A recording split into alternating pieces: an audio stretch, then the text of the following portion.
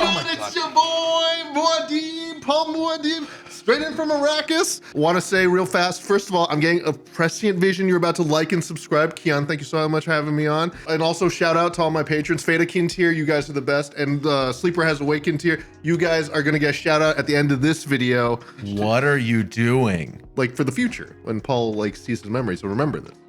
Can we please just talk about Dune? Let me get out of this. Surprisingly warm. I can't believe they wear this on the planet. Jesus Christ.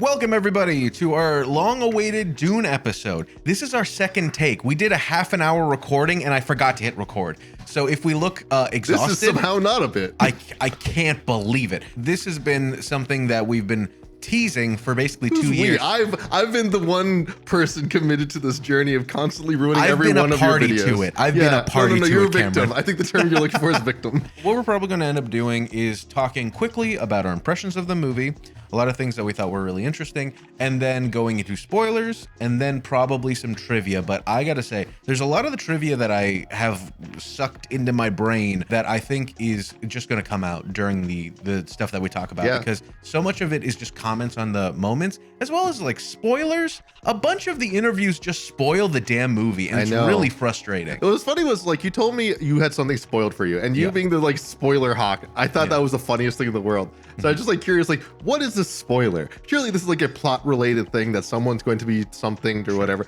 And then you spoiled something I didn't actually want to spoil. Exactly, because you're the Dune scholar. You actually know the stuff that happens in Dune. But I'm like, this is something that will show up in the movie, and I don't know if you wanted to know if it does or not. So I was like, okay, you told me to tell you, I told you. And then we were bonded in tragedy. Exactly. Before we get into anything, I really quickly think we need to talk about this thing right here. I have a tragic story to tell all of you, which was when I first heard about this, I didn't think it was real, because a bad dragon costs a lot of money for this amount of silicone. Also, let me point this out real fast. I feel like people don't know this. Yeah. This is like, you can stick your hand in here. Yes, you can stick your hand in there. Well, no, I thought this was going to be hard plastic. I didn't realize it was going to be like a silicone. That was something that the internet's talked a lot about, what you can use there. It's too small for me to fit my actual hand in here to get popcorn. Probably a common problem for you. I think they understand what was going on regardless. Having given you that preface, I really wanted one. This is the meme bucket. I really wanted to make sure I secured one. So we already had tickets to opening night. So I was like, well, it's the meme bucket. A bunch of people might rush it. I know what they do at Stanley Cups. I want to make sure I get mine. So it was around 12:30 opening day, and I was like, hey, I got some time. I was finishing running errands. I'll pop over to the movie theater, grab one, and then leave. And so I bought a ticket to their first showing and then showed up. The movie theater doesn't open till 1. I was the freak that showed up 30 minutes early to get the fleshlight bucket. I felt like such a freaking idiot. Dude, Oh, no. I texted him and his wife, and I felt so stupid. And so I finally get there. I get in line, and I'm just there with a bunch of old people there for the matinee. And I feel super weird. And I finally get in line, and I'm actually getting my ticket scanned, and the lady's like, your movie isn't till 3. And I'm like, I'm just here for the bucket. And she's like, I'm not even gonna scan your thing. You can go in. So I go in, get in line for the bucket. And wouldn't you know it, I'm in the premiere line. I should be skipping the line. I should be at the front and be able to get my bucket within milliseconds. A dude in the regular line gets there before me. And I couldn't believe I wasn't the first person to get the popcorn bucket. But if I'm being... You silver medaled at being a freak. That's the funniest part of the story to me. And if I'm being frank, my mental health needs that. Frank, I need to not be because that's the guy who wrote the books. Frank Herbert. And so then I got my popcorn bucket. The other dude didn't even care. He literally was like, give me the bucket. I don't want the popcorn. Took it and left. I wanted to pretend like I was a regular human being. So I got the bucket. It comes with popcorn. And then he's like, do you want anything else? And I'm like, I guess I'll get a soda. And so I'm walking as if I'm going to see a movie. I take a couple pictures of the bucket, and then I leave with everything in my hands. It was the most ridiculous thing I'd ever done. And the thing that I found really funny about that, to put a button on how weird of a situation it was, is that the lady didn't scan my ticket. So I got a refund for my ticket. I mean, that's how they make their money, is on the popcorn bucket, if we're being honest. I didn't think they would be able to produce this for an economic value. It was 25 bucks. Like, this is basically 3 soda cans worth of metal. A very... You know, I was like really proud of how like constructed this was, and now I'm not so sure. It's pretty solid. Like they fit together pretty well. And then on the inside, you get this beautiful spice gold look. I do honestly think it's a really nice bucket. If only I could fit my damn hand in the thing. Also, I like how you went there and you were acting like, oh, I will get a drink so that they don't think I'm a weirdo. Yep. Like you already checked all the boxes. They got my shame money. So Dune Part 2. I think we should give our immediate reactions and just go into it from there once we've kind of covered everything. And first off, my God, I think the cinematography was perfect. Greg Fraser, who won the Oscar for Best Cinematography for Dune 1, just is on another level in this movie. The first movie, a lot of people thought was like, this is kind of boring. Literally, Dave Bautista said like, yeah, everybody thought that was a little slow. You know, they didn't take into consideration that it was just building to the second film. It was the required reading for this movie. A lot of the exposition's still there, but the elements that you remember from the first movie show up in this movie. And you're like, oh, I got it. There it is. And it picks up and it goes even harder and crazier.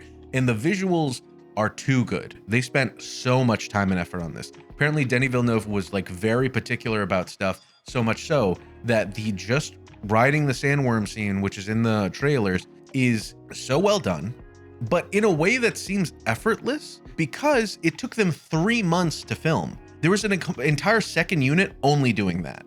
And Timothy would just have to go do that sometimes and be like, okay, I guess we're doing the worm part. Workouts, just climbing a like fake silicone worm. Yeah, and Greg Fraser literally said, we looked for like visual similarities to other stuff that we could use for a storyboard, and there were none. And he even said they would pretend like they were filming from another worm because they didn't know what the fuck to do, like how to make it even look like that. He does color grade a lot of stuff in black and white to make sure that the contrast is there. He even said that he tried to color grade, and I know this sounds silly, but he tried to color grade it with no music on because he's like, I just want to see the visuals. I just want to whatever. Then when he turned the music on, he's like, whoa, ha, ha. Like Hans Zimmer, my God. I think at this point he's just disrespecting his competition. Seriously. Because he's just, it was so like, I know I talked to you about this, but there's like this moment. I don't even remember what it was. I just remember the feeling I had where it's just the sound of the environment. Yeah. And then you have the vocals that he's been developing of this like female like choral energy. Sure. And then there's just this sting of like an electric guitar or electric violin or something. And it just like, it took it over the top. I was like, we're here. All right, we're here. We mentioned in our last video, which go watch our last Dune video, is pretty good. And I mentioned that he's been in the business for so long. He just knows so many people, so many different things. So he tried to grab all of these different voices, both literal voices as well as like instrumental. And one guy in particular I didn't mention in the last video is a dude who, I think he's in LA, made his house a giant instrument in a way. At least that's how Hans Zimmer described it, where he just welded a bunch of stuff together, just moved a bunch of crazy things together. And so he'd like weld a bunch of lug nuts together and then take a bow from a violin and pull it across and make these weird noises. It's a really bad toilet. Yeah, I would not want to see the toilet in that house. But yeah, him and Hans Zimmer would just play and just make crazy noises. Go see the movie. The way you said that makes it sound like they're just howling at each other in the middle of a room. Just very primal, very animalistic. But if you have the chance, please go see this in Dolby, because the entire theater was rattling with all of these really intricate, tiny textile noises with the big, like, swooping bass. And it's such a soundscape that I don't think I could think of any other movie that would accomplish it this well, but also frustratingly outside of Dolby. Yeah, you'll never enjoy it the same way. I gotta say something very funny that I thought about the entire time I was watching the movie was at the beginning of the movie when they have the director or whoever talk about, yeah, we're like glad to have this movie. That's cool. Yes, I agree. Like a quick interview. The people who worked on the movie did a very difficult thing, pulled it off, especially in this case, exceptionally well. They deserve to be recognized. Please do not show me scenes from the movie I'm about to watch before the movie. I want to be delighted as they happen. That spoiler that happened. I'm like literally like just watch. I'm like watching, I'm listening to Denis Villeneuve like this. Like, yes, just get to the movie, please. I was so frustrated with all of the interviews that I watched before the movie because so many of them were just like, so your character shows up like this. And then they just play a clip that I'm like, why did you do that? And going and seeing the actual movie, I'm like, that's a pivotal moment in the movie. That's like actual spoiler territory. But when it comes to the plot, I gotta say two things, one really cool and one really bad, is that Denis Villeneuve has gone on record saying that they asked him like, okay, well, movies are getting up to like 3 hours long now. Why wasn't Dune Part 1 2 hours and a half? And why is this one only 2 hours and 45 minutes? Which I know sounds like a lot, but like you can go up to 3 hours. And he's like, the movie is the movie. It's going to be as long as it needs to keep this like pace. He wants to keep that momentum. And so that's really cool. And I think it does a great job in this movie because it just goes. And you're like, okay, what's the next thing? What's the next thing? And it just keeps driving and driving and driving. But unfortunately, Denis Villeneuve has also gone on record saying that I will kill my darlings, which is a mature thing to do. That's when you get rid of something that you thought would be really cool, but it doesn't fit a movie. So he deletes scenes. If he thought of something and it didn't work out, he won't keep it. Strong believer that when it's not in the movie, it's dead. It's too painful. It's like when it's dead, and it's dead for a reason. There is not an extended version of Dune 1 or Dune 2, and I'm so mad that we were robbed of that.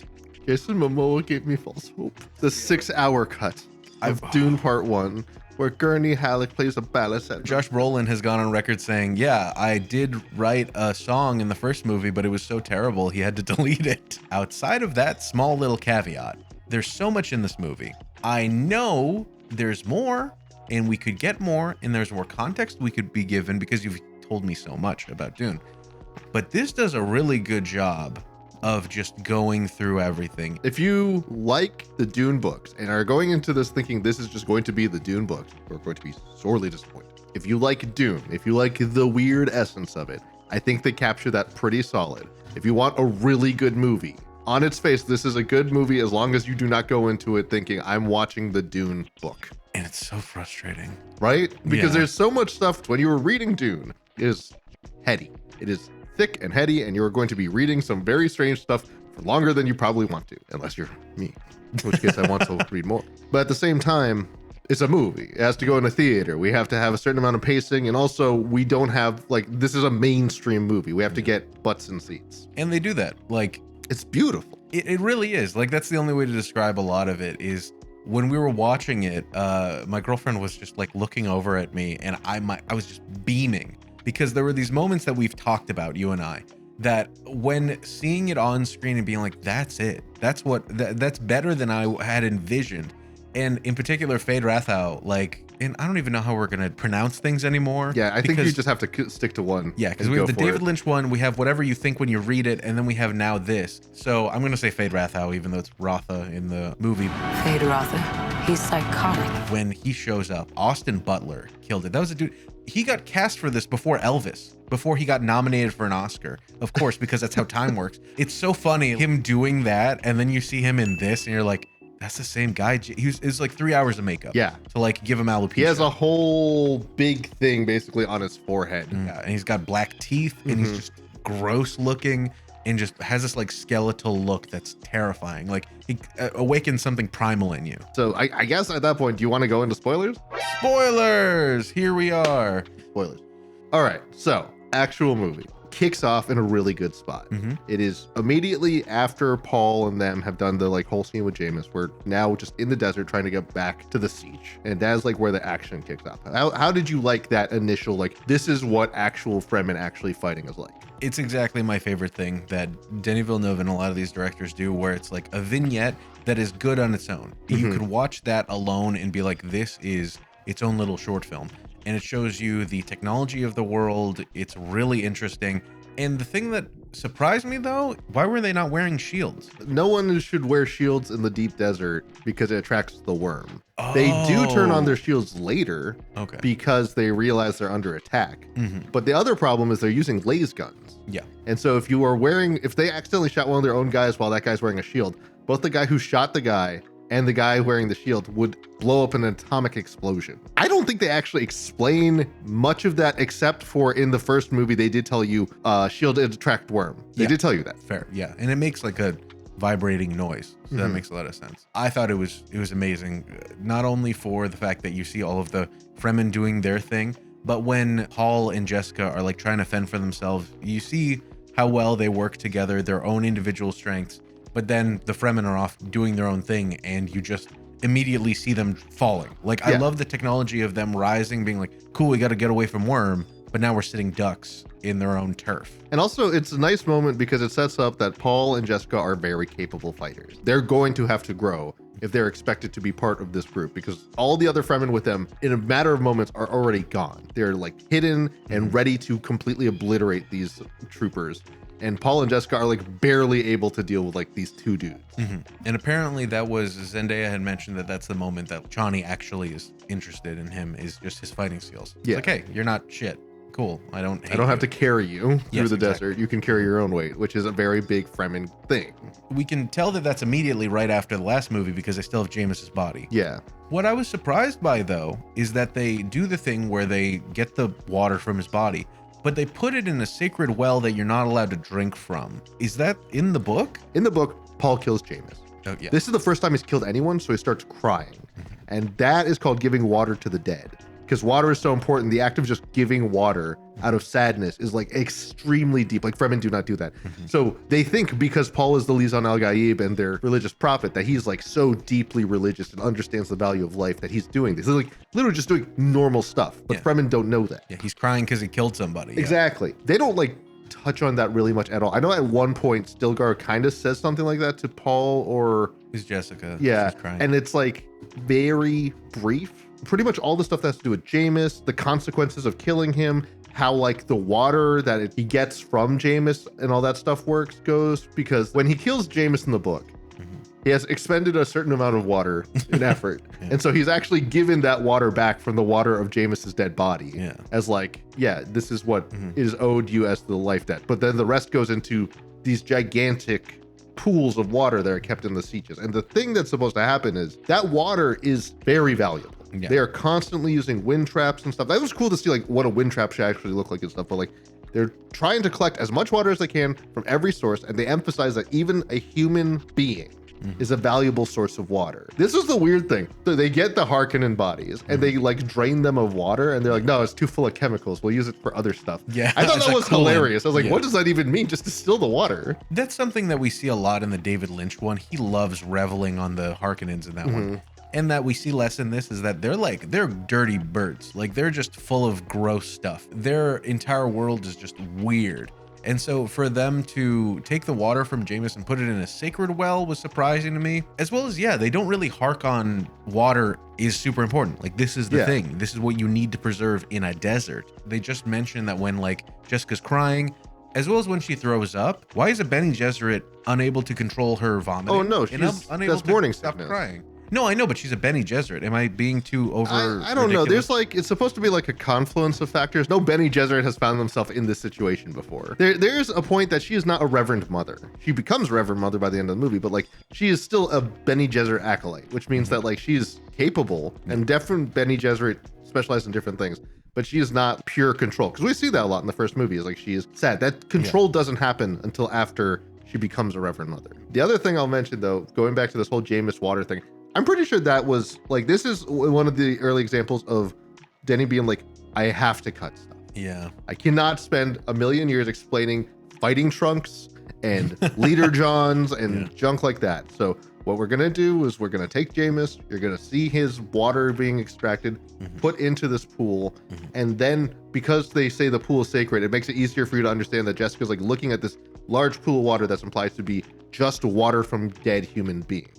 But in reality, in the book, the point of the water is to help green Arrakis. Basically, the way it's supposed to work is they're using that water to like basically help plants take root and slowly take back the desert. And that's what the water's for. Like there's no one big area that's just for like dead people. It's all the water, because they say that in the book a lot. It's like your water will mix with our water, because it's literally like the water of your living, the water of your death, and then the water we get elsewhere. And you've mentioned before the the phrase being fat with water. Yes. And that's, I swear, I was waiting for Chani to say that when They she never sees Josh say it, Brolin. like one time. Yeah. When she sees Gurney, I'm just like, he seems like a lot of water. And I'm just like, I want to say fat with water. Like you're So right there, close. but you're good. Yeah, because the joke is that like the Fremen are basically like perpetually dehydrated. Like they've in a way evolved Like even their blood clots faster to make sure they do not lose water. Like they're literally like their bodies have adapted to Arrakis. And so when they say fat with water, they're basically describing someone who looks so hydrated because they never have to worry about preserving water. And I'd be remiss if we didn't talk about the other memeable moment from this movie. When you see sand here, imagine water. If you dive in, you can't reach the bottom. You dive in. Yes, it's called swimming. I don't believe you. And then the meme. In my planet, there's something called a bidet and it splashes your ass with water. I don't believe you. And that's the biggest part of this movie that I think Denis Villeneuve did a good job, could have been a little better, but going through the Fremen culture, because there is a lot more left on the table that would have been very interesting. Main one, I can't believe we missed this. And literally, I was talking with Jessica the other day and I was just like, yeah, so this and that. And she's like, yeah, but the worms don't seem that important because they just ride them, I guess. But is that it? They just... I'm like, no, they're the spice. No, worms is spice. It's the... Oh my God. They don't talk about it in 2 movies. The worms are the spice. The spice is the worm. The worm is the spice. The spice is the worm. Even David Lynch got that. I think we spend a lot of time with the Fremen. Yeah. We see a lot more of Fremen culture and its inspiration from Islam.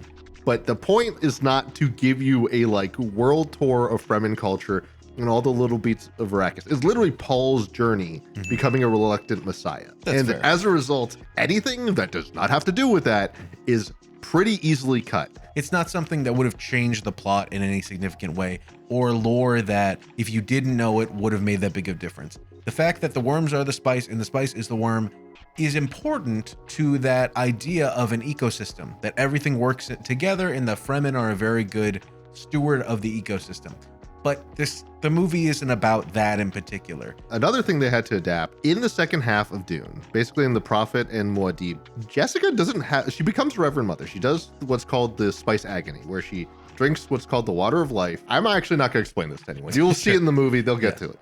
What happens is pretty much like she becomes Reverend Mother, and then she just kind of vibes and hangs out and helps the like siege. Then Alia is born, having been conceived during the spice agony. So now she is preborn and a bunch of stuff is happening. And Alia, like they took that from me. I did want to see a small 2-year-old stab the Baron with a Gom Jabbar. That would have been freaking hilarious. And I find it so funny. There's going to be a group of the audience members that are going to be like, a talking fetus? That's so weird. And they'll be like, no, that's more tame than what would have happened. Yes. I was frustrated because anything on the press junket spoils stuff that Anya Taylor-Joy was in the press junket. So it's like, what are you talking about? What are you doing here? Who do you play? Some people thought she would be the Princess Irulan, but we know that that's Florence Pugh.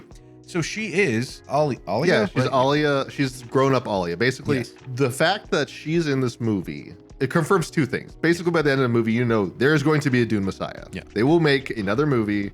I've had many speculative conversations around what that's going to look like. The fact that they didn't want to bother with a 2-year-old means that Anya Taylor, they set up that they knew who was going to play Alia in the next movie. Yeah. And they didn't feel like wasting time finding extra actors. And apparently every single person that's interviewed and talked about Denis Villeneuve is that apparently after the first movie, they were like, this could be it. We're not going to film anything for part 2. We don't know if that'll happen. Then once they knew it would happen, they're like, cool, I have everything in my head ready. It's just going to take a long time to actually plan it and do the visual stuff that I mentioned. And so Dune Messiah is similar, but apparently Denis is just like, okay, this one needs to land. So that's one where he's like, I'm working on the screenplay. It's going to take a while. And we had mentioned that there is kind of a time skip. So like, it makes sense. In the books, I think it's like 10 years between the end of Dune and the start of Dune Messiah. Better not take that long for them to film it. I hope not. Yeah. But I will point out, going back to our original thing about Jessica and the spice agony and all that jazz, that was, I think, a good change because they do not explain what's called the missionary protectiva in the last movie very well. Basically, the Bene Gesserit are actively seeding religions around, like they will take a culture and their own agents will basically manipulate the religion of that culture to fit the lore of the what's called Kwisatz Haderach, so that when they inevitably come, Kwisatz Haderach will be a unified entity across all these different religions. And this is important because when she does the spice agony, she is a fundamentally different person afterwards, because before she was just Jessica in her own body. Now she is Jessica, surrounded by all the voices of any woman in her entire genetic history. And so that means there's all these sounds going on in her head. But that also means that she has like this understanding and this level of awareness that is really hard to explain. So the fact that she is basically conversing with Alia, because Alia has the same huge volume of genetic memory as Rebecca Ferguson's character. Yeah. It's like their entire, and she also has Rebecca Ferguson. She also has her mom's genetic memory inside her. It's like all of that thought has collapsed so that they're literally on the same wavelength. They're literally like, at the end of the movie, when she's looking at the Reverend Mother and they're basically talking in their heads, that's the same thing. Because technically, depending on if you listen to Brian Herbert's like expanded lore or not, she's actually Rebecca Ferguson's mom. The Reverend Mother is her mom, and the Baron, spoilers, is her dad. They do not, like in that tense scene in the first movie is when they first bring it up in the book. But that, they saved it for the Spice Agony to better explain why genetic memory works, where it's like, I remember the Baron looking at a baby you. And it's such a great reveal there. There are parts of this that I was surprised that they revealed stuff when they did, because in my research, seen that Feyd Rathau is supposed to show up in the first book and that Paul and him are kind of rivals throughout the book. While in this one, they don't even bring him up until halfway through the second movie. But it makes sense for that reveal because the Bene Gesserit, like we mentioned, like they have all of this plans within plans within plans. And so they're trying to make sure that for the Quinset Sazerac. Kwisatz Scissor Hack. Kwisatz Haderach. Kwisatz Haderach. I'm messing with you. Yeah. Them to come about, they would be able to slip into certain places. So a huge theme is the idea of a Messiah coming, but that's just propaganda. Something that I don't think happens in the book is that some people are into it, some people aren't. Two things that they took from the book and they got rid of that I think were very smart are, one, Chani does not simp for Paul at all. Chani, In the book or here? Here. In the book, immediately what happens is Jameis dies. Yeah. And she's like, wow, that's pretty cool. And then he's like, these are the water rings of Jameis's. They belong to you now. And also this is the water rings for your water. He's like, okay, I don't want to carry these. Chani, can you carry them? Oh, that's a betrothal act. So she wants to he wants to marry her. Nice. And then there's also the part where he's like giving the water to them. So I was like, oh, he's so sensitive. And also the Messiah. I'm into this guy. She just like kind of simps and hangs out and is a little jealous, actively killing other people who threaten him. Oh my God. Like Paul will just find out she killed someone who was like coming to challenge him because she's just simping for him. It like gives her no agency. Damn, so the fact Andre. that fact that Zendaya is actually interesting and like she is skeptical of Paul as a Messiah, but likes Paul as a person. These are meaningful changes. I think the three main factions are represented as Gurney, Stilgar, and Zendaya. Yeah. You're going to meet Zendaya, who is the skeptic. Yeah. She does not believe and understands that these religions and prophecies were created to basically contain the hope and will of her people. There's Stilgar, who believes that these religious prophecies are the key to freeing his people. And they say in the movie, like, this is not the first time you brought us Alisan al-Gaib, that you were certain the signs were true. It's like, yeah, like they say that in the movie. And that's not something from the book. That's something very clear to be like, he is a bit naive in his belief, even though he's very capable.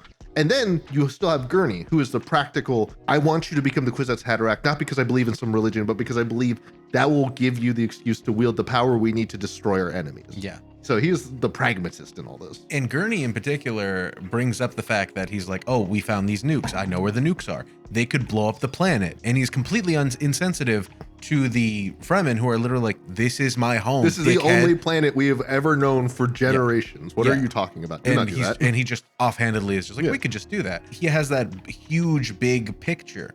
Really quickly, I want to mention about Javier Bardem's Stilgar is that they hired a linguist to make Chakobsa like an actual kind of language. Yeah, Chakobsa. Because, the Fremen language. And because in the books, there is some of it, but it's not actually fleshed out. And so they make a lot of that. And so apparently Javier Bardem, they mention in the movie, has a quote unquote accent because he's from the South. Yeah. And he actually does. And he apparently learned it so well that he was just kind of improvising sometimes in Tecumseh. And Denis Villeneuve said he's the keeper of it now. I don't even know what he's talking about half the time. But there were parts where like the linguists got so into it that they would do a take and then they'd be like, that was a perfect take. This is so good. Oh my God. And then the linguist would be like, little off. Not quite my tempo. Little off right there. Can we redo it? And then he's just like, bro, it's a fake language. Like, what's wrong with you? And Actually, then they'd redo it. Well, the funny thing is Chakobsa is the Chakobsa of the book. Oh, it's Chakobsa. Well, that's how it's written in the book. It's a made up language. No, it's not. That's the thing. Wait, is what? It's basically in the Balkans, the Eastern Europe.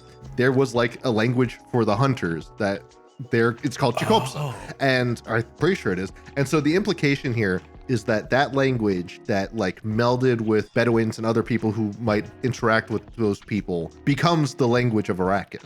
Oh. There's like a deep history that's supposed to explain that. Oh my God. Frank Herbert goes out of his way to like figure out the words when he was coming up with this book. Like it is a made up language in that it has been twisted into what it would look like 10,000 years from now, but it's not a made up language. That's crazy. I appreciate there's more of a push-pull with Chani. Yeah. And that during the interviews with Timothée Chalamet, they show the kiss when they finally kiss, which is like halfway through the movie. So it's like, why are you showing that in an interview? And it's really poignant because the entire time you're watching, we know they're going to get together, of course, like that's just how this goes, but it is so slow and so deliberate, and you see the building of their friendship and her like introducing him to her friends and them having their own little language. He's like, what's the name of that little rat thing? Muad'Dib? I like that. I'll be a Muad'Dib. And it's like great. It feels good. But that's also an excellent example. The Muad'Dib scene is a perfect example of the dichotomy between the skeptics and the religious zealots, because in the book, he's just kind of like playing on this theme.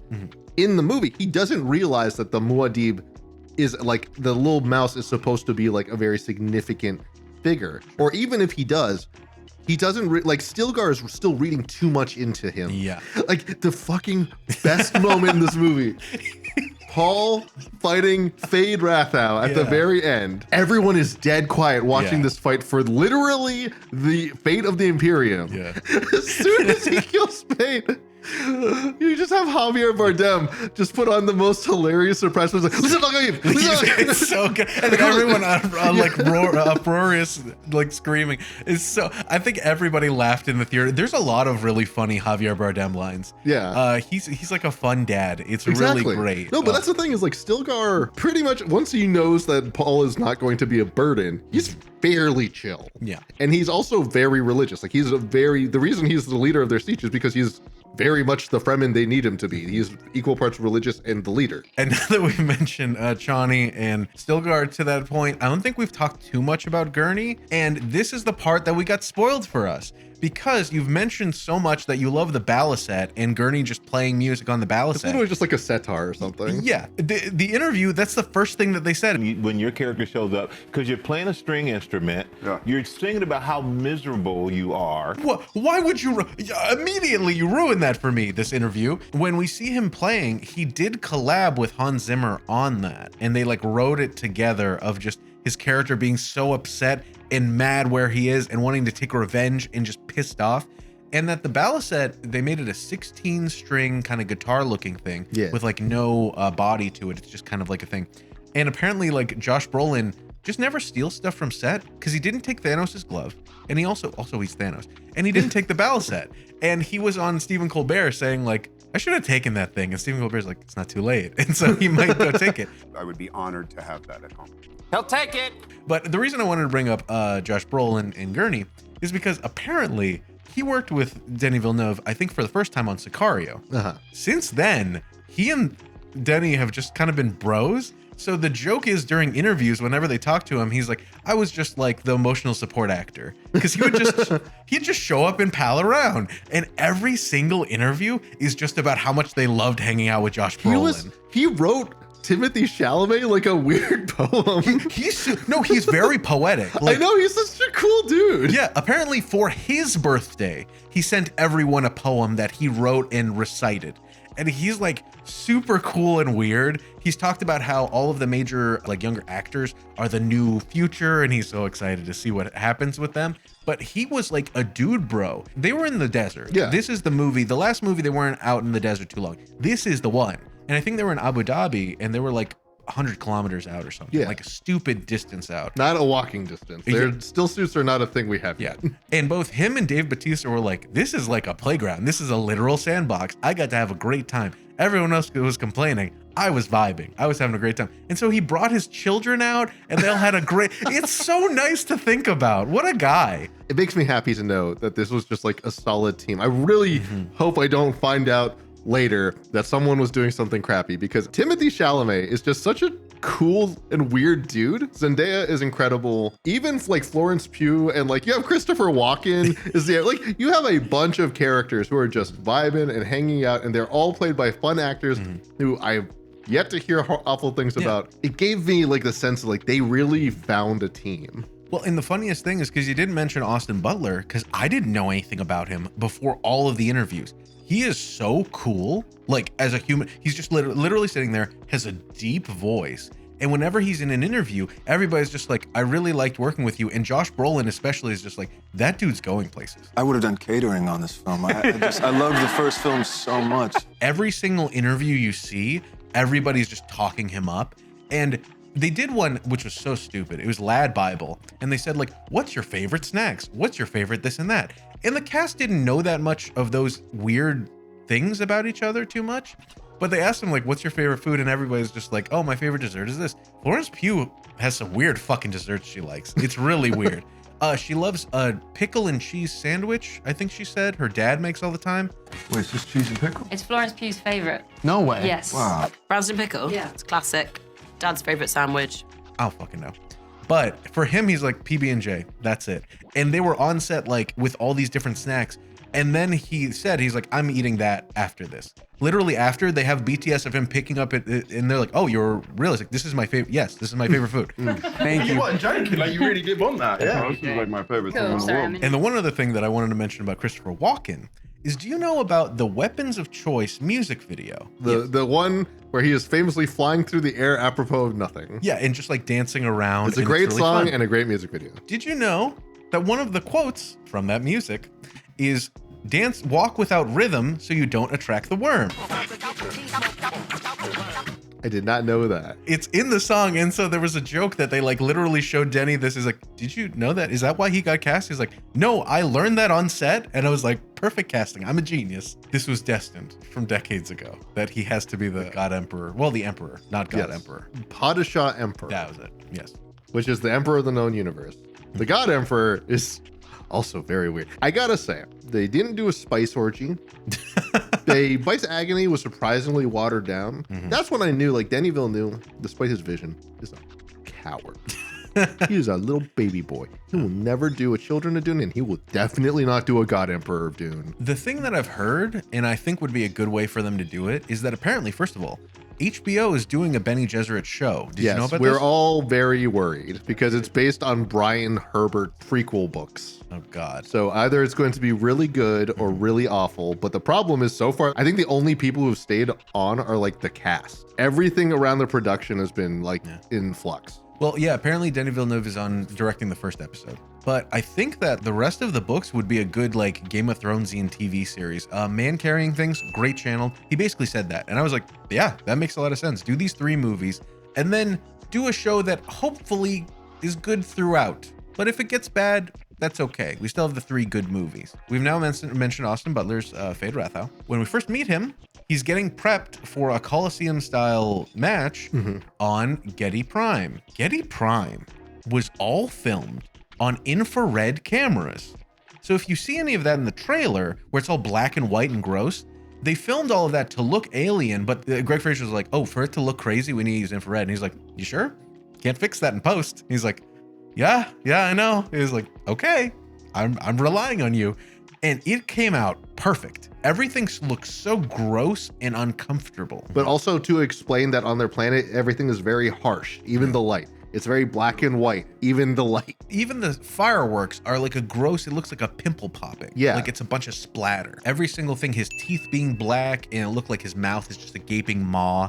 When they're fighting and he has the one Atreides that's not like drugged up and they're actually fighting, that was the moment that I knew that I'm like, oh, there's no shadows on their eyes. Like this is infrared. It looks similar to like night vision, just not green. And then we get introduced to the other Bene Gesserit, which you know their name and something. That one is Lady Fenring. Okay. In the book, there's a dude named Count Fenring, and that's his wife. Count Fenring was like in the book supposed to be like the first attempt at Kwisatz Haderach, and he fails. And he can't reproduce, so he's like pretty much like just used by the Bene Gesserit. He used to be the Emperor's like homie in one of the prequel books. So again, Brian Herbert doing. I'm bringing all this up to basically explain they do not show the Count at all. I think that was a good choice because when they leave Arrakis, the people who were in Thiefdom of Arrakis on behalf of the Emperor under the Harkonnens was Lady Fenring and Count Fenring. Oh. They were on Arrakis, and Lady Fenring leaves a message for Jessica telling her that there were spies in this like weird, like, it's like a conservatory of like plants and stuff inside of the palace at Arrakeen. They cut all that, and I think that was fine. I think that was a good idea because I don't think anyone wanted to have to figure out how to explain Braille written on a leaf. That's fair. By a woman we haven't met. And that when she shows up, I just love that you're like, okay, well, she has her own thing going on. Her outfit's rad. Like you mentioned in the last video. The drip is so on point, this movie. And all the Bene Gesserit are reminiscent of like chess pieces. That one in particular looked like they're all Balenciaga, and it's so weird and cool. But when she finally like corners him and like lures him into her room, pulls out this like, put your hand in the box, is like, I really thought her legs were going to be spread on shoes. No! What happens in the book is like, I don't think they ever test Feyd. I think they implicate, because Feyd's not supposed to be the Kwisatz Haderach. They don't have that same fear. They need like a newer generation to be after him. The idea was that Feyd was going to marry the daughter of Duke Leto, and they would produce the Kwisatz Haderach. Okay. But because she had a son, everything is now set into motion in this new way. But at the same time, she just kind of like shows up, has sex with him, secures his genetic lineage, and then leaves. Yeah. And that's, and they did that. They did that very well. Sure, yeah. Something else that happens is like Feyd intentionally doesn't have a slave drugged because he kind of like just hates the slave master, and it's just like an excuse to get him killed to say, like, look, he tried to do a thing to me. Replacing that with the like Baron having this bigger plan for him and knowing that like either you were going to die a loser or you're going to become the like person people could actually look to be the next emperor. That again is like they made a choice. I think it paid off. I know that Dune inspired Star Wars, which inspired Dune, but that moment when he comes out in the Coliseum is like, Usama Ginga. He looked like, what is his name? Jabba the Hutt. He just looks like Jabba the Hutt watching a pod race from up there. Literally smoking through a galleon. Like, it's so ridiculous. Yeah. That was so funny because I was like, of course he would appropriate a hookah. Of course he would take like whatever. And that was also pretty great. Was the like scene where like Chani's like telling Paul like, no, you're gonna get completely ruined in the deep desert if you walk like that. It's like, well, according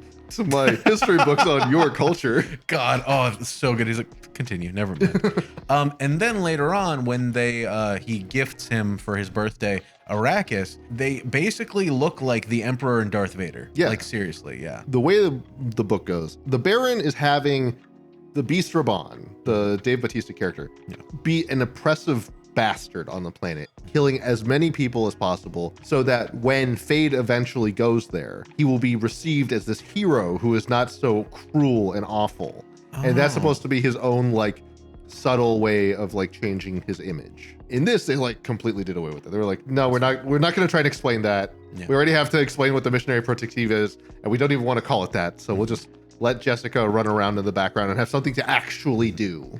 And I love that everybody has their own little foil. Like, you know, especially having Raban fighting Gurney. I was so ready for that. It is a mirror of the fight from the first movie where Gurney in the middle of the night is confronted and he's going down the steps. Raban is coming up the steps. Vice versa happened in this movie, and it feels so good with the fire. Well, that's the other thing. The visual language is very clearly calling back to the first movie. Like, even at the beginning, you have like the Harkonnens like burning everything with the flamethrowers, and then they also bring that into the first part of this movie to say like they're cleaning up.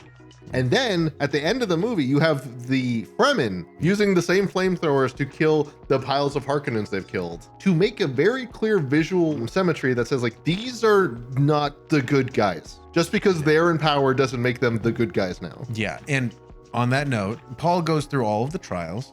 He comes out the other end being like, you know what, we can kind of trust you. But then the Feyd Rathau is just like, okay, I got to take control again. I'm gonna just bomb everything. I'm gonna get rid of where we think that they come from. and I'm not going to be honorable about it because who cares? Very Machiavellian, where he's just like, why be honorable when I'd be dead? Like, Yeah, who cares? because he knows that like Paul doesn't have anything but honor and mystique to work off of. Feyd has actual like military might and force that he can wield, and so that's why he does not care about putting on a show. And so then we have the one choice where I love that Chani, this is one of those moments where it's just like, you used your words very specifically, where he's like, I will love you until I stop breathing. Or Yeah, the well, last it's all breath. of you until I die. In the book, and also in the last movie, they were very clear. When you take a life, you take your own. So the implication was when he killed Jameis, he has now died as Paul and is going to now rise as the Kwisatz Haderach. Again, that's going to be when he does the spice agony. Yeah, and so she has that moment where she says, well, I'll love you as long as you stay you. And I'm like, it's not gonna happen, you goofball. Because she, after they do all that, they're like, okay, we're not going to go to the south and we're not going to reconvene with the other Fremen unless you lead us, because everybody believes in you. You're the Muad'Dib. Stilgar wants you to go and represent You're the leader him. of our siege, because Stilgar and everyone else got caught up in the like big artillery strike thing. So that was a callback to in the first movie when they kill the Atreides. Basically, all the Atreides who fled Arrakeen were hiding in these caves, and that was how they were supposed to kill them. Again, they didn't want to explain any of that, so they just changed it to they blew up Siege Tabir. I think that works enough. great. Yeah. What I did not love, they kind of make the Fremen seem like little baby, that they Yeah? could get like goosed on by this like artillery strike. That's very, it's Because very quick. in the book, first of all, Chani and Paul, because Chani simps for Paul so hard, she gets pregnant. Because like this takes place over like 2 or 3 years. Paul and Chani have a kid. Oh. He calls him Leto II. There's an attack on Siege Tabir. The baby is killed. Oh, shit. It happens off screen. Of course it It's does. like, we got a radio signal. Your baby's dead. And he knew it to be true. End of chapter. Oh my And then the other thing is, this is my favorite joke. Alia is brought in front of the like Emperor and the Baron and all that stuff. Where are the fighters who killed so many of our Sardaukar? I don't know what you're talking about. They were killed by like a bunch of children and old people. They're like the greatest soldiers in the entire galaxy. Yeah. And then like Alia is like, yes, we let your soldiers capture me as a joke. The point is Sardaukar live on Seleucus Secundus, which they thought was the most wretched, horrible, intense planet in the entire Imperium. Arrakis is actually the most intense. They cut all that stuff from the movie, and I was kind of disappointed because it is hilarious. Then it's interesting because the visual language of that is when you see that planet, it's raining. Yes. It's the exact opposite of Arrakis in that way. Yes. That there is plenty of water. You're going to be very hydrated. But anyway, the point was, I just want to see a little girl say, we let you catch us as a joke. Yeah. So then he has to make the choice of like, okay, well, do I go south? And I know what will happen. And I appreciate that he's like, there is a part of him that's like, I don't want to become the Quintet Cesarac. I want to be me. I want to be Paul and become like a big part of this group. And I want Chani, and I just want to have this. But my mom took mushrooms once and wants me to. I love that scene. I love that where like she does the spice agony and then she turns to Paul and starts yelling at her like that guy who did drugs for the first time ever and is like, you gotta drop acid, man. It'll change your life. It will open your mind. God, it's so funny. Like she's like grabbing him, telling him this, and she's pushing him to do it. So is Alia, and Alia is just like, you're being a big bitch about this. Come hang out with us. Alia, the literal baby who has not been born yet inside her mom, is like, come on, Paul. I love it. Just one hit. That's what's gonna happen. And she gives him like the silent treatment when he's leaving. She's leaving. And then we see, the badass part. When it comes to the worms, they're using them as like a big old train, and it's great. And you see how they kind of traverse just long stretches of land with riding on their back. Correct me if I'm wrong, but apparently they didn't describe how he rides the worm in the book. He rides the worm. I'm going to explain probably one of my favorite scenes from the book. Okay. The entire thing about him being the liaison guy is like, yes, he's very, because of his Bene Gesserit training, very quickly learning the ways of the Fremen. Basically, the way I remember this chapter going was, the final test is, can he ride the worm? So Paul goes and he calls the worm. Yeah. He uses a thumper. He has the like worm hooks. And basically the way Frank Herbert describes it is, and it was the biggest worm you ever fucking saw. It was so big. Oh my God, this worm, the biggest worm. It was the biggest boy. And Paul wrote it because he is the one. He is the Kwisatz Haderach. Think of the biggest worm you can think of. double it. Like, it's like Nope, still not big enough. Keep going. Yeah, keep going. I love the fact that, yeah, there's that where it's just like, he wrote a big old worm, didn't he? While in this, they have to think of how that works. Yeah. So that they have this little like pores on their skin, so when you grab it, it pulls up. Oh no, they pulls it up. explain that. They Yeah. explain that in the book in terms of the way the worm works. The worm hooks capture the scales on the worm. Exactly like they show you in the movie. When the scale is peeled back, the worm doesn't want the flesh underneath exposed to the sand. So it will rotate its entire body to get that part as far away from the sand as possible. And so the way it's supposed to work is actually you use a thumper, you call a worm, you can grab it as it's passing by, and then as it like you grab it, it will rotate its body and pull you on top of it. In this one, I like that they basically do it where it's like they set the thumper and then they stand on top of a sand dune so they will fall down. Like basically the worm will come up and then become the floor underneath them. And that was just like very well done. And then at that point, all they need to do is put the hooks in and the worm will no longer try to go back down. It will stay above the sand. So good. Well, the other thing is, in the book, they describe distances in what are in thumpers. They say it's a 6 thumper journey because they have to call 6 worms because they can ride a worm to death. Basically, a worm will keep riding until it dies because it does not want to have its like skin touch the sand. Holy shit, that's so cool. Yeah, Oh, I love that. And it's like, that's really cool. I understand why they did not want to put that in the movie. That's fair. So then they travel south, and then immediately he arrives early and is like, gotta have my vape. Exactly, rips cumulonimbus cloud out of that vape. And when he woke up, I thought he would be like kind of a new person, but that is my favorite type of thing, when someone has undergone something and they've changed immediately because new information has been put into their brain. A similar thing happens, semi-spoilers, in Attack on Titan, and when that happened, I was like, yes! That's why I love the ending of that so much, just because, no spoilers for the ending, a lot of that changes because he undergoes something like that. And you're like, are you talking about Attack on Titan or Dune now? Both. Then like once that moment happens and they're introduced this new information, you're like, okay, that's not the same person you've known. And it might be, but it's technically not. And so in Dune, I appreciate that the movie he's technically a static character, more or less, where he does want to be with Chani, but revenge. He has that Harkonnen in him. He got that dog in him. It's like, I gotta do the revenge. And so once he goes down there and then is given all of this information to be like, I can see the golden path, it's gonna happen, and I know exactly what I need to do. He's like, I gotta do it. I haven't changed my priorities. This is what I still have to do. Yeah.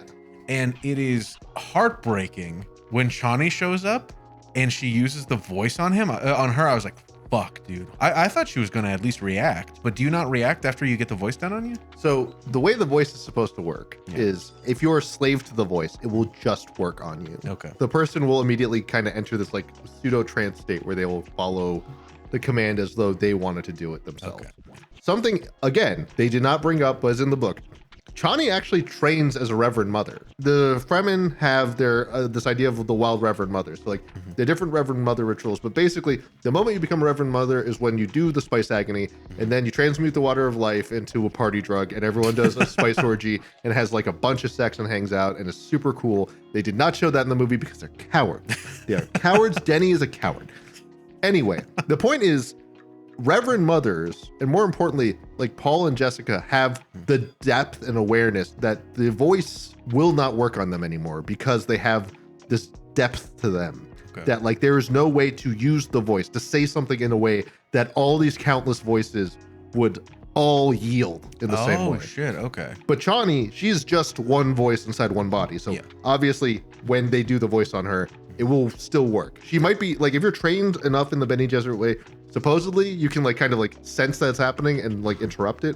A Reverend Mother is using the voice on you. That is a like, you are not going to be able to like overcome this feeling. Like they say it very quickly that like, okay, she's going ham. That she is like, I will work on the weak and we will start from the ground up and make sure everybody believes in Paul. And so when they go down there and she does that and she says that, what is it, a desert spring is technically Chani's like name. The tear from the desert spring will do it. It's Lisa Nagayim. Yes. And it's one of those moments where I could hear her and like in my head, I'm just like, I could hear her inner thought being like, yeah, you motherfuckers, this is exactly what I said would happen. This is what's going to happen. Chani knew her name was like in a prophecy. She like basically says like, I don't like it. Chani is her Christian name, and Sahai is her like special Fremen name. When she's called, that's not actually her fulfilling the prophecy. That's Jessica using the language of the prophecy to justify making her come and be the final step to Paul's awakening. Technically, there's nothing specific about Chani's tear or how any of that stuff happens that's supposed to make it so that Paul can be resurrected. Yeah. Technically speaking, she can also transmute the water of life. She is a Reverend Mother now. So there's no reason that Jessica couldn't have also done whatever Chani did.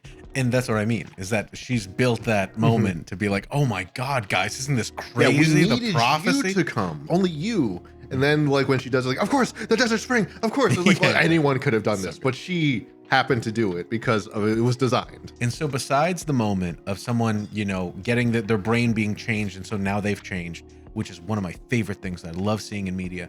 Another one of my favorite things is when someone knows like so much, or knows the future, or knows like is telepathic, and they can just point at someone and say, you've done this and you've done this, and I love that. So when he does it, it's so good because it is a superpower, but it's not the superpower they think I feel. Yeah. Because in my head, it's okay, I can see through all the possible futures. The future where I succeed is the one where I tell you that you dream about this.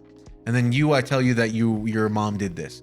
And it's not him reading anybody's mind. It's that him literally like feeling out the future through syllables until it equates to what he needs it to be. I know exactly what that set up. I know exactly the moment that has set up. And I really want to tell you, but I can't tell you. You're not going to know until Denis Villeneuve makes Dune Messiah, because I knew like, it was like, this is going to be an insane moment for people in the next movie. And this is probably one of the easiest ways he could have set it up. And so now we've done it. We've gotten them together, and then they do their quick planning, and they have the assault on Arakeen, and fuck, it's visually stunning, incredible. And this is the moment that I basically was on the verge of tears, because it's incredible seeing in the first Dune movie, like the Atreides just getting slaughtered by the Sardaukar.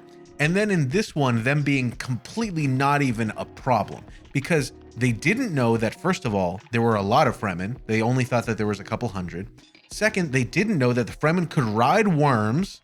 And third, they didn't know they had nukes. So seeing all of those in quick succession, I can only imagine how brain broken every single one of your soldiers that thought they were the hottest shit in the universe are feeling. As soon as the first worm comes out of that cloud is the most stunning thing.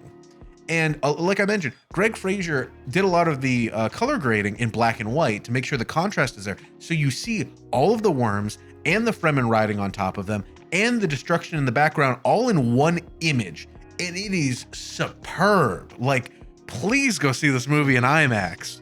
Here's the other thing, is there's like a lot of little touches from that moment forward to give you a full sense of just like how completely boned everyone else is. Because the Fremen don't just appear from there. Other Fremen pop out of the sand. Like they were either lying in wait or use the storm as perfect cover, because they are that adept at navigating this environment. And there's like this one really subtle moment that I thought was like, I don't know if it was meant to be read this way, but it was like hilarious, where like Paul comes in, he does the big thing, the Sardaukar like pointing the swords at him, trying to defend the Emperor. I need him alive, I need to do stuff. And he just turns to like one guy, is like, kill the Sardaukar and bring the rest to my chamber. Everyone else leaves. The only the guy he talked to doesn't move when everyone else is like walking out of the room. It's like, this one dude, this one Fremen is going to kill like 10 Sardaukar. Time to go to work. Yeah. And that's just like to give you a sense like these guys are hilariously mismatched. And I think that was a more subtle way of saying that every Fremen is an incredible warrior. But I still wanted to see Alia say, we let you catch us as a joke. Yeah.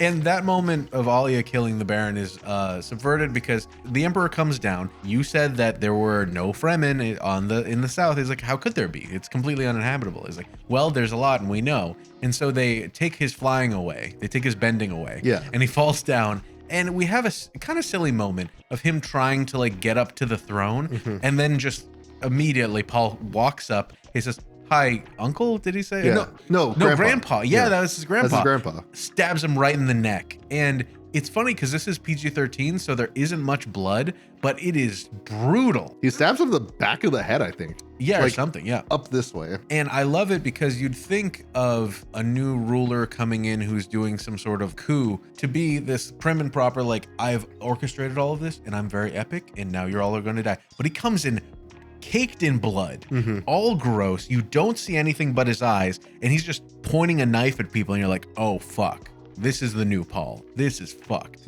I was very surprised. You've read to me out the fight scene between Feyd and Paul. And when you read it to me, I'm like, this is going to be boring as fuck. Who gives a shit?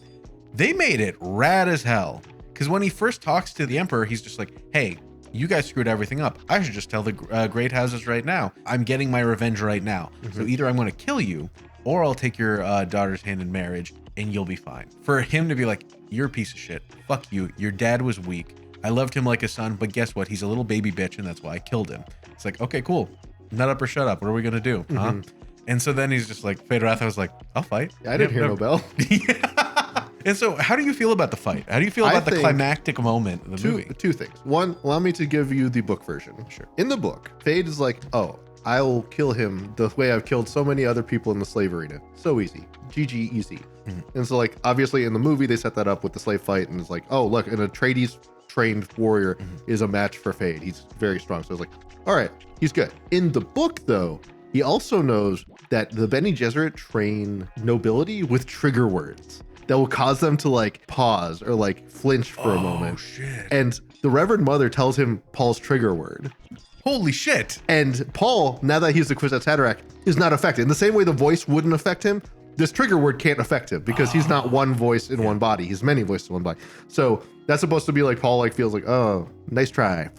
Nice. And yeah, it is kind of like anticlimactic, but it's also supposed to emphasize like Paul is unmatched. Yeah. In the movie, we have subverted a few expectations of the book readers up to this point. And I think that was like the best overall point. They couldn't have given us the book. The book's been around for 60 years. We know what's supposed to happen. Yeah. So these subversions are like, they're better for telling a story to a mass audience. I didn't notice it until I think Sam pointed out to me afterwards. I'm pretty sure the way Paul kills Feyd is the exact same way Paul ended the fight with Gurney at the beginning of the first movie. That scene where he's like, you would have joined me in death. Now that he's a Kwisatz Haderach, knew how to do it in a way that he wouldn't die, but he still takes the hit. Just because his mind is open doesn't mean his body is suddenly like superhuman. He didn't become Spider-Man overnight. Yeah. Where he like suddenly has abs and can shoot webs. While I was watching the fight, I'm like, I feel like the only way that this would make sense is if he's able to like block everything, like be able to know how like fast just Neo that stuff. Yeah, how fast he can move to get to the most optimal movement. But I think that it was good that like Feyd is just so vicious that he's immediately he's like, so fast and in. vicious and just does not operate like a normal person. Like they're pretty clear about that. And here's another thing. I don't know if this was an intentional thing. The fact that Paul gets stabbed, the fact that Paul takes so much pain and damage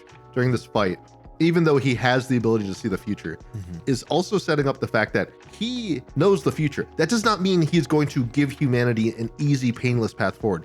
That means that he will probably give everyone a very painful path forward, but it will still get them the outcome they wanted. Paul took a horrible like stab to the side in the special spot where if you get stabbed there, you don't die. I've seen and movies also get stabbed in the shoulder in the special spot where if you get stabbed there, you don't die. But it's very painful, apparently, that one and he area. goes, oof.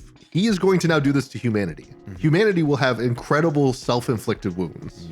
But a better humanity is promised on the other side of this harm. That, and I love that, they ask is like, well, what of the attack ships? All of the great houses are coming. He's just like, show them paradise. Yeah. Do you know what jihad is? Have you heard of this word? I can't believe they didn't say it. I can't believe they didn't say it. Timothy Chalamet has said it in interviews. That's the word they use in the book. Well, it's also kind of stupid in that this is a Muslim culture. They show them doing Muslim prayer. They show them doing the full like kneeling down on the pad, praying to a god. And maybe it's just like, I don't want to explain the word jihad to people. That scene at the end, I think that was really smart because what happens, I don't know how much of a spoiler this is. Paul has said it multiple times. Jihad will happen. 60 billion people in the universe are going to die between this movie and the next one. At the end of the first book, it's just Paul's like, I stabbed the guy and now I'm the emperor and everyone in orbit saw that. So they all bend the knee and now we just have to like mop up the stragglers. Like here's like, no. Oh yeah. Just because you're the emperor doesn't mean we have to deal with that. We'll kill you and then we'll be emperors. All of this stuff has never happened before. And so it all is this perfect storm that gives him such unimaginable power. There's never been, to the best of my understanding, a Bene Gesserit who was pregnant while they took the Water of Life. Has that happened before? That's never happened before. Because normally a Bene Gesserit is not supposed to do that. The Water of Life is a very late in life ritual.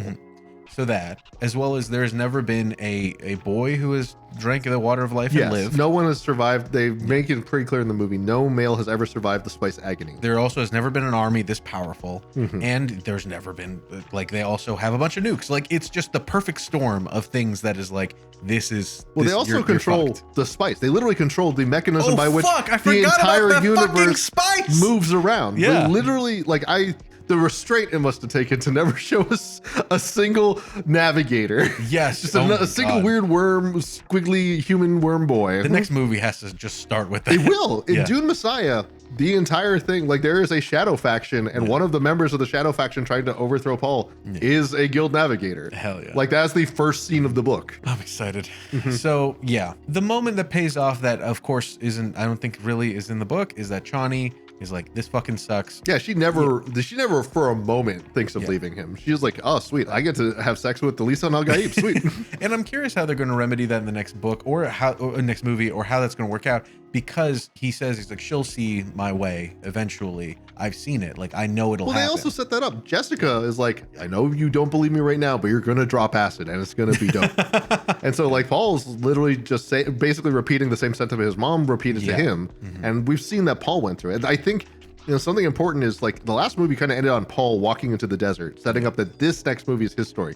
So I think, because we watching Zendaya defiantly go into the desert, the next movie will actually probably center more on her story. I'd be interested. I would be very, because the thing is, it's not very interesting. Oh, yeah? The parts of the next book that have to do with him ruling. It's really just like a dude sitting on a chair. I did hear that Dune Messiah is one of the shorter books. Oh, yeah. I think it's the shortest. Oh, well, shit. There you go. So hopefully they got a lot of room to play. Yeah. That'd be fun. And I think that's part of it, because, like, what's the Simpsons meme where it's like, you're telling me there's 60 billion people died in a jihad currently happening in our galaxy? Yes. Can I see it? No. There you go. The book's just happening. Yeah. From what you've told me about the books is how much of it is just like, here's a really cool thing that happens. I swear it's cool. You gotta have to believe me. I'm not going to describe it. His fight scenes are really short because he doesn't want to explain, like, book fight scenes can be exhausting because you have to be, like, very clear about describing. And then they did the cool flip. And when they did the cool flip, they threw the dagger. The dagger hit the guy in the neck. But now he has to do the other cool flip to hit the other guy. But now he doesn't have a dagger. So he's going to go over to the kitchen and get a new dagger or whatever. It's like, this is not actually that interesting. For me, as a button on all of my critique of this wasn't in the movie, but it kind of was interesting in the book, because to the best of my understanding, the book has a glossary of words that they use. And it feels like that. It feels like the book is the glossary for the movie, that if you want to look all this stuff up, you can. But the movie does a good enough job showing you all of the interesting things that the book didn't really consider, or wasn't going to go into that much depth. Yeah, it did not translate into a visual medium that well. Yeah, they're riding the worm, doing the fight scenes, like all of these things. They didn't go into much detail because why would you? They just happen. The significance is not that he rides the worm, is that he is now the Lisan Al Gaib. He is like now a Fremen and therefore fulfills that part of the prophecy. In that same way, it's like, well, now we actually get to see it. We don't have to explain, like, in the short way, him trying to, like, jump on the worm and do the thing. Look at this really cool shot. I think now's a time we can start talking about what doesn't work. Uh-oh, yeah. Okay, so I will say there were multiple moments in that movie where I just, like, looked to my left and right. I saw you, I saw Sam. I was like, this is probably one of the most pure, happy moments I've ever felt in my life. I've never just, like, been able to smile so deeply without having some, like, weird burden in the back of my head. That said, I did spend a lot of time after the movie thinking to myself, everything's still just kind of rock. Even in all sorts of Middle Eastern cultures, you don't just have carved rock. Yes, there are, like, places like Petra and stuff where it's, like, carved into a mountain. That's very reminiscent of what they're trying to go for. There's just a lot more emphasis on geometry, emphasis on, like, different patterns where colors mean different things. So maybe they're trying to emphasize that this place is a place of such scarcity that they can't even afford colors, but, like, it just still felt like if this is future Middle Eastern people, there would still be more drip. There would still be more art. There'd still be more riz, as the kids like to say. The sauce, you say, yes. I could still forgive it if Siege Tabir, the one really close to Arakeen in the north, where they're always dealing with people and they always have to move and stuff, just kind of like bare bones. It's more like an outpost on their way to doing whatever. They're going to the south. They're going to the place no one shows up, the place where the Fremen are the most religious. Yeah. And you get to see these like really cool caverns, but like all the Fremen are basically wearing like the same modest linen. Sure. I know that's supposed to be like, we're very pious people. We're very of the desert. People have outfits. There are still other Fremen leaders. The other Fremen leaders don't even have drip. Yeah, you barely get to hear from them at all because he literally gets up there, is like, hey, shut up. I'm talking now. No, most of them, like, there's just not a huge emphasis on these like different outfits. Jessica gets all sorts of different outfits. I don't know how meaningful they are, what they're supposed to symbolize in terms of like a matriarchal figure in Middle Eastern cultures.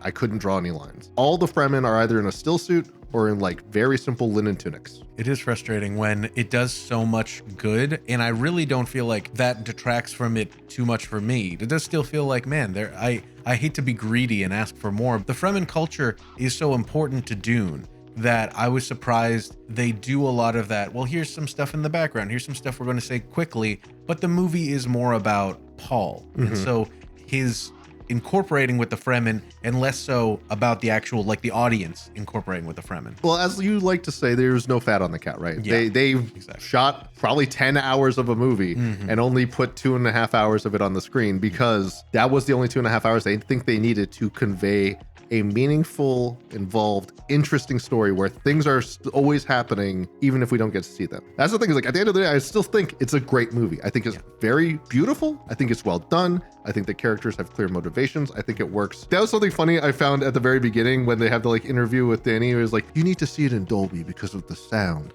And I like that Dolby IMAX lets you hear the big noises while also hearing the little noises. I was like, that's funny you say that because most of the movie has subtitles.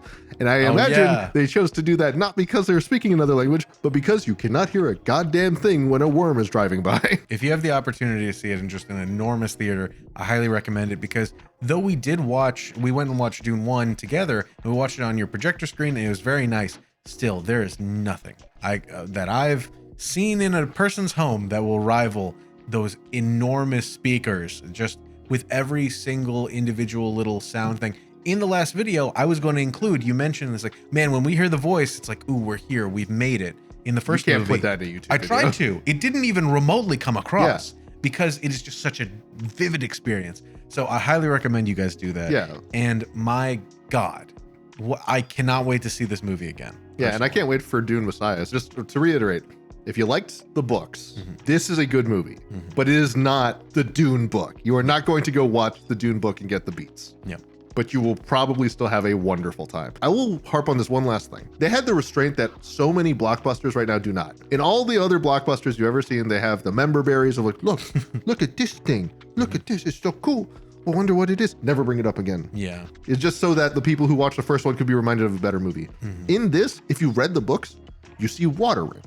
You see little references to like the cisterns. You see little references to all these little pieces you know from the book, but they don't bring it up because they do not want to explain how water rings work. They do not want to explain the cultural aspects around how people hang out in the Siege versus not the Siege. They just want to say like, there is this deep, specific culture. These people are vibing out in the desert. That's as much as you really need to know to get what's going on. We are, like you said, focused on Paul. We're focused on the Outworlder. And so there are still things about the culture that he doesn't have access to, even though he has spent so long with them. So read the book, watch the movie, have a good time. My God. Oh, I can't wait. I can't wait to see it again.